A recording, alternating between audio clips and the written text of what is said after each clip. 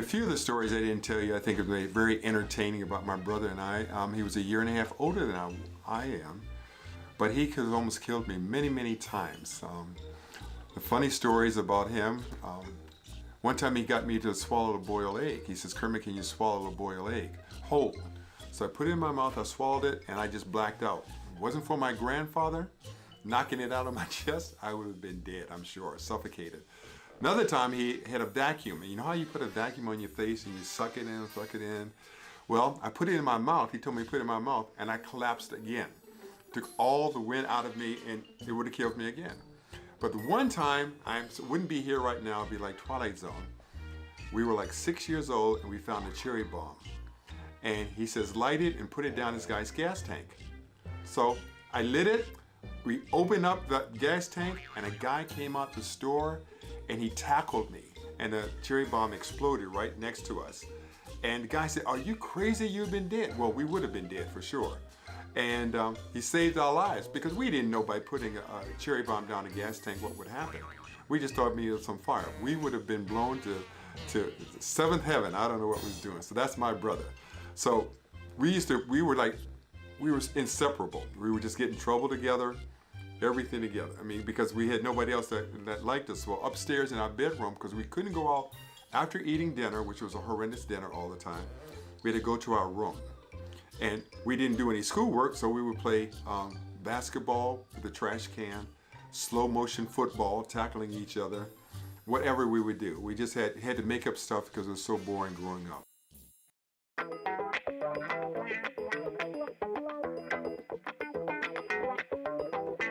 I was so happy to have a scholarship that I had packed my bags about 2 weeks before I was going to school. I was so happy. And this time I had saved money because I always worked every summer. I went to college, I was 17. I was a nurse's aide, I think at 16, and so it paid $1.10 an hour. And at the hospital, we would take the old people up to their rooms. I would give the old guys baths, and they were too big for me to handle, so they had a pulley system. You sit them in a pulley, and you put your pulley over this tub, and you would lower it, and you would give the guys baths. And the old guy said, "Kermit, scrub my back some more, put some more hot water on." I'd be doing it, $1.10 an hour. But they felt like seals when I was trying to pull them out the tub. It was like wet seals, but I got along with them. And then what was really good, I could always eat lunch with them. If I would help feed them, they would give me an extra meal. So I was very happy about that. But then going off to college, my stepmother was so happy that my brother and I were going. I mean, it was like for her, Christmas. But I remember my dad was taking her to work first before he took me to the campus. And when they got to campus, I was so happy. I was getting out the car, getting ready to go up to my dorm room, and my stepmother hadn't been taken. She says, "Give me your key to the house. I don't want you coming back to the house anymore because you might steal something." I said, "What the heck is she talking about?" So I said, "Dad, why are you letting her talk to me like that, telling me to give the key, that she doesn't want me coming back to the house?" He didn't say anything, but I was so happy to go to college. As I told you, I went up, we had 2 roommates. I went up to my room. I couldn't believe it. It had beautiful showers, it had blinds, it had nice sheets, it had blankets. I had never been involved with something like that. And then going down to eat. I couldn't believe this, and that's why I gained 80 pounds in 4 years of college. You go down there for breakfast, and I remember the first lady, she was a black lady, and I said, I had my tray. I said, "I can have anything I want." She said, "You can have anything you want." I said, "I can have as much as I want." She said, "You can have as much as you want." I thought I was in heaven. I'd eat breakfast, lunch, and dinner, and then for dinner they'd have, all the time they'd have Salisbury steak, they'd have chicken, sometimes they'd have steak, mashed potatoes, and rice. I didn't like greens. This was the first time I got away. I didn't have to eat greens anymore, vegetables anymore, so I was very, very happy. And schoolwork. Schoolwork was very hard because those kids were pretty smart at American University. And they wanted me to take 4 courses as opposed to 5. I said, "No, I can take 5 courses," because one thing I had learned, that through jumping rope and working hard, I got very good in sports very quickly because of hard work. So I said, "I'm gonna start studying," because my senior year I did do some schoolwork. And so I started studying, but I had to do so much catching up that I used to study 4 or 5 hours every single day just to be good in my schoolwork. And you had to take 5 courses. I remember you had to take language lab, You had to take language lab, I had to take English, I had to take history, I had to take psychology, and all the different courses like that. So after my first semester, I got a B plus average. The coaches never asked me how I was doing ever after that. Going to, back then when you went to college, you couldn't play varsity your first year, you had to play freshman ball. And in freshman ball, from averaging about 6 points and 6 rebounds a game, I got to a point I was averaging about 19 points and 23 rebounds a game. So I was named top 10 freshman in the country, which is really good.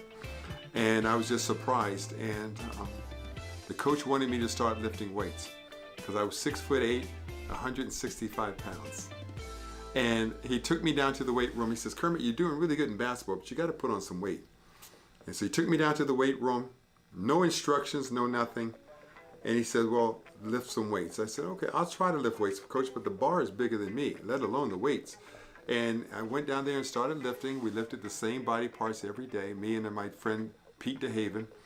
We didn't know what we were doing, but we lifted every day. So I didn't jump rope anymore. I stopped jumping rope because what was happening to jump 10,000 times, it took me over an hour and 20 minutes. So I didn't have an hour and 20 minutes because I had to get up and go to 8 o'clock classes. So I started running the dorm stairs with my weight vest as opposed to jumping rope. But during the summer, I would start jumping rope again if I went back home or to areas where I wasn't doing schoolwork. My coach my sophomore year comes to me, he's so happy with my progress. He says, Kermit, if you can just average 10 points and 10 rebounds, we're very happy. I said, Coach, oh, I think I can do that. Well, my sophomore year, I averaged about 20 points and 20 rebounds. I was the #2 rebounder in the country. Artist Gilmore was #1, who's a Hall of Famer, and Dr. J was #3. And here I am, #2. It's from jumping the rope and just being in such great shape. I tell all the people all the time, it's not that I was such a good basketball player, but I was in such good shape. I just didn't get tired. So schoolwork was easy. Everything was great. I met my girlfriend. She helped me with my schoolwork because I didn't really know how to write really well. Because I would write, I didn't have paragraphs, I didn't know where to put commas or periods, because in the inner city, we didn't really do that much. I could have done better, but I didn't apply myself. So only person to fault was myself. So after the summer, I went back to the playground, and that was the best playground. And every year you go back, 10 guys who played basketball with me on that playground, Rudolph Playground, became NBA players or ABA players. I mean, I was just fortunate. I could walk 2 blocks down from my house, and I would see hundreds of people at the playground. Most of them were watching. It was just unbelievable. And my sophomore year, they started letting me in the games. I could get and play. They didn't make me sit on the sidelines.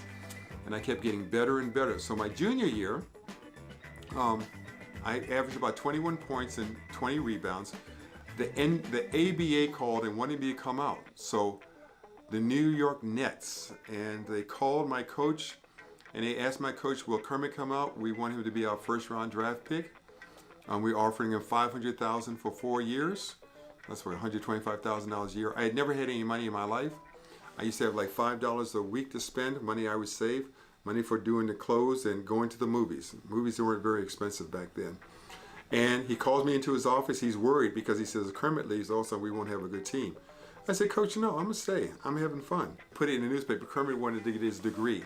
Well, I knew I was going to get my degree, but they weren't letting me go to summer school because they knew that I could have gotten my degree in 3 years if they let me go to summer school.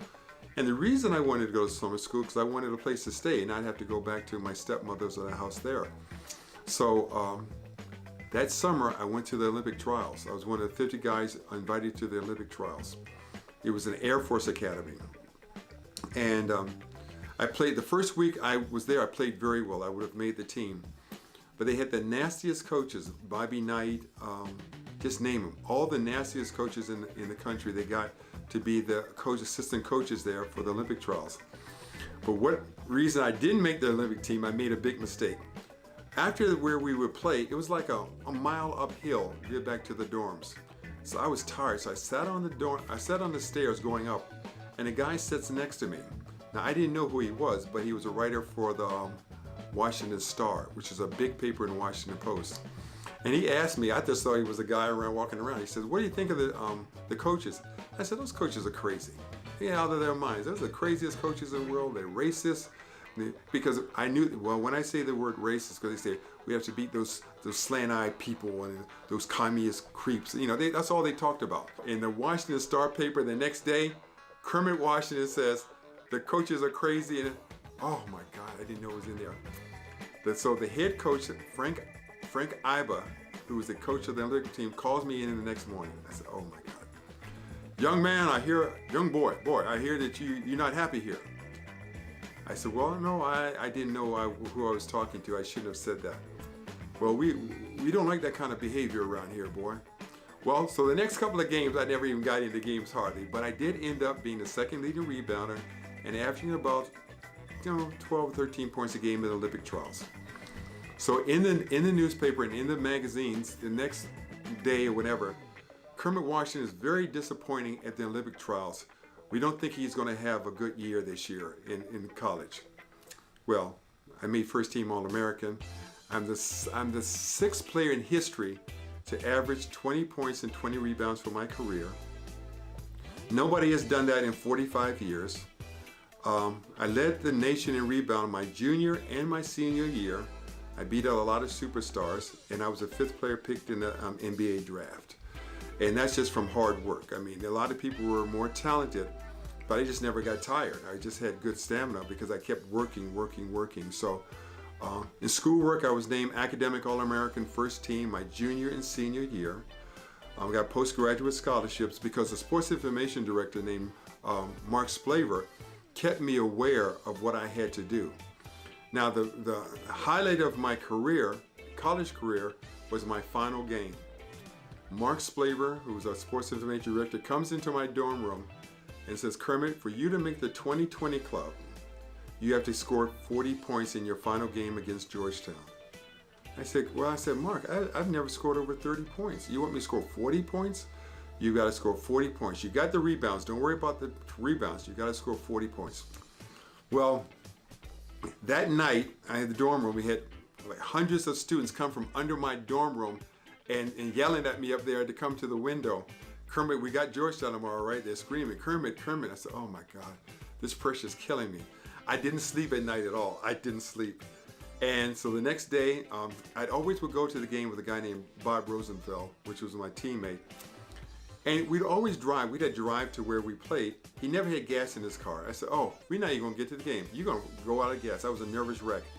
But we didn't run out of gas. And so when we changed and we were going to the game, I didn't even warm up. I sat down and the coach said, you're not going to warm up?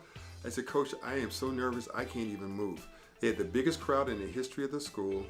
They had all the people saying, thank you, Kermit, what a wonderful career. Thank you, this and that. I said, Lord have mercy, would I not score a point? I might not even score a point, I'm so nervous. So the game starts, and I go out there against Georgetown, and I miss my first couple of shots, and so I called a timeout. I said, I just need to sit down. Coach said, why'd you call a timeout?